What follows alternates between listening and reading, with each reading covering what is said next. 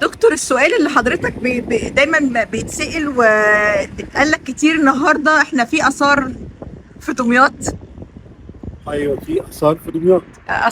دمياط مشهورة بالآثار الإسلامية. حضرتك خدتنا بقى في تاريخ تاني. تاريخ تاني، تمام. احنا ومن خلال شغلنا ومن خلال بعثات الحفائر العلميه اللي اشتغلت على مدار 17 سنه في دمياط، نقدر نقول ان احنا قدرنا ان احنا نؤرخ ونرجع بتاريخ دمياط للقرن السابع قبل الميلاد، في عصر الانتقال الثالث، تحديدا عصر الاسره ال 26 الملك واحد ابراع. وده من خلال الاثار اللي قدرنا ان احنا نعثر عليها من خلال حفائرنا، عن طريق البعثه المصريه الخالصه بمنطقه اثار دمياط من موسم 2007 واستمرارا الى موسم 2025. قدرنا ان احنا نكتشف جبانه كامله بترجع لعصر الانتقال الثالث وحدنا الاسره 26، مرورا بالحقبه اليونانيه ثم الحقبه الرومانيه ثم الحقبه البيزنطيه المتاخره.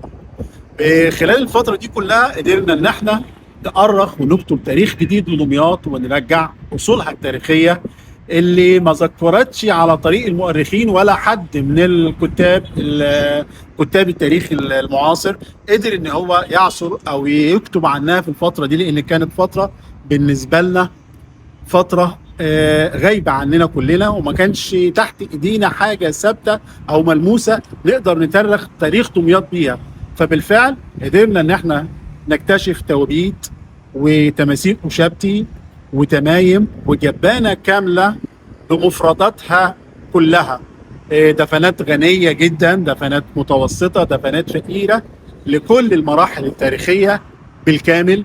وقدرنا ان احنا نكتب بايدينا كاثريين دمياط، انا والفريق الذهبي اللي بشرف برئاسته في منطقة دمياط، وده مجهودهم اولا واخيرا وبعد فضل ربنا سبحانه وتعالى، الفضل يرجع ليهم، ان احنا قدرنا نسطر ولو سطر في كتب التاريخ كلها ان دمياط بيعود تاريخها لما قبل عصر الاسره ال 26 في عصر الانتقال الثالث.